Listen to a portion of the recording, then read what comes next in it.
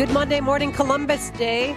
I don't know how many people call it Indigenous Peoples Day unless you're with Chicago Public Schools, but it doesn't matter because they're not in session anyway.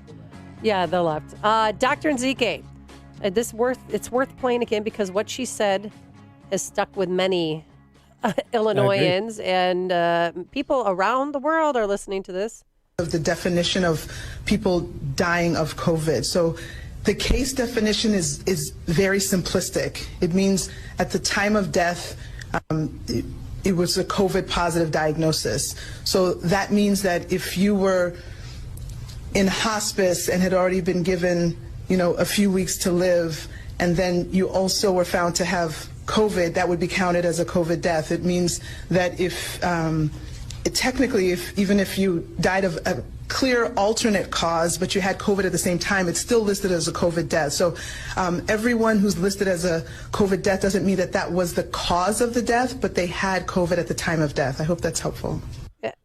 Helpful? But this is the reason why I question our government. I agree. I think they're fidging the numbers, and that's the reason why we have these draconian lockdowns in Illinois, because 33 states don't live like this. Wow. And also, I looked at the ME's report for Cook County. 2 suicides they put down as COVID. Wow. A scooter accident, because those mobilized scooters are now for rent. They put that down as a COVID death. Didn't die 2. from COVID. And a person died. who dropped out of a heart attack, unwitnessed, he lived alone, put down as COVID. And we're just sitting back and taking this. I know. That's what I don't get. One man that I met who doesn't like these draconian lockdowns because he knows firsthand what this is doing to our children is clinical social worker Adam Russo. I met Adam. We spoke at a reopened District 214 rally a few Saturdays ago, and his message is something that needs to be heard. Good morning, Adam. How are you? Good, thank you. Good. Okay, so I know there's not enough time in the day to see all the kids and their parents who need help right now. So what is the message that you're saying to kids and to their parents to try and keep positive, try to have some hope? Yeah, it's a difficult one. I mean, the reality is when you're 7 months into this, there's a lot of optimism that schools would reopen, in August, September. And so people had kind of those hopes really put aside. And I think the reality just is it's just not a great situation. And so the hard part now is really how do you, try to give as many reframes as humanly possible. How much are kids going to buy that? Yeah, they're going to learn something from this. It'll be, they'll be better for it. All those things. I mean, and there's some element of learning experience to it. But the reality is that it's really hurting their ability to interact with other kids.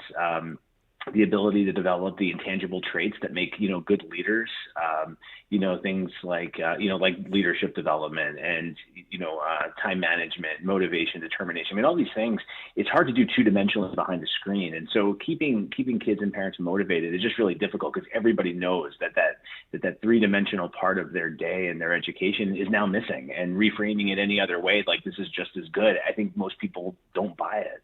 Is there any hope though? I mean, how do you, because I know the suicide rate has gone up. How do you give them hope that things might change in the future? But we don't know. Because what do we tell our kids? You're right. I mean, people in general crave consistency, predictability, stability, and we have none of that right now. And so, as a parent, you want to reassure them. I mean, as a parent, I personally believe it. This can't go on forever. I really do believe that. However, I have absolutely no proof that I'm right. So it's really hard to encourage kids that they will get through it when in the end, and that they will have some consistency back when in the end, nobody does know. And not having that consistency and predictability does drive up anxiety because then what happens is it pushes people to a hopeless place. Because if there are some people who need, for whatever reason, whether it's social interaction, you have kids with, different special needs, IEPs, 504 plans, they're not getting the help they need. So you have all these people, and at what point is that lack of predictability really start impacting their mental health? And for many, it already has. And Adam, I have a 17-year-old, a 14-year-old, and a 7-year-old. And triplets. And twins that are 3-year-olds. But okay, well, I have a total of 6. A lot of mouths to feed there. I have a total of 6. But what I've seen is my older 2, they've been able to adapt to this a little bit better than my 7-year-old. My 7-year-old has had meltdown after meltdown because she feels as though she's trying and she just feels as though she can't get it right. Have you seen anything where the high school age kids and the kids who are still in grade school, what's the difference and how has anybody looked in that difference between the age groups? Nothing formally. I mean, all I can say about it is really more on the anecdotal side, and from different people I've spoken to, quite honestly, it depends. I personally I don't think that there's one kind of way or one age group that's kind of doing better than another. And I guess what I mean by that is, if you look at it kind of on a strictly educational level, you can probably make the argument that the older kids are doing better than the younger ones, simply because they're able to be more independent, right? I mean, it's harder to gauge how a 7-year-old is doing on e-learning versus a 15-year-old, right? So I think on an educational level, I'm speaking more of the emotional aspect of having to deal with this virtual learning. Because go ahead. Oh yeah, no, I agree. And so, but and that's where I was going to get to. Because then on the emotional level, what happens is I think then it just goes to the individual kids. I think you have some high school kids who are introverted and shy, who are saying to themselves, "This is great. I don't have to go to school. I don't have to do anything." You have other kids who really miss that social interaction. That's the engagement with, whether it be with teachers or other kids. The spontaneity of any kind of relationship building, and like I said, the opportunity to practice leadership and really kind of put themselves out there and start developing themselves. I think you have kids who look at it differently. On the flip side, I think the same thing is true with younger kids. Some kids who are younger are just homebodies, and so being at home and maybe they can get away with not getting dressed really for the day and still going to school, they might see it as an ongoing vacation, versus other kids who want to get out, they want to do stuff, they want to see their friends, they want to run around a playground, right? So they're going to have different impacts as well. So I don't think that there's a one group is going to necessarily do better than another on an emotional level. It really is going to be kid to kid. Well, let's talk about sports and choir, show choir, theater. Illinois, because of Pritzker's draconian lockdown dictatorship, he's not allowing our kids to play sports or theater or show choir. And that adds another layer of pain to our young children. Well, and to a lot of kids, I mean, it was interesting going, like you said, when we, going through these, the Let Us Play rallies, that, really helped these kids get to sports. It blew my mind. I didn't realize that you have over half of Illinois high school students are part of IHSA activities. And so the impact of them not being able to do what they enjoy really does make a difference. And it's not, and I think what's an important point to make is that it's not about kids just not being able to do what they like. I mean, that's a part of it.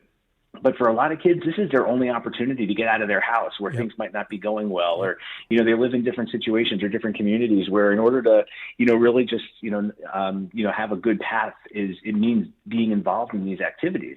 And so what's happened is, and I think it's kind of ironic because, there's a lot of talk about equity in learning.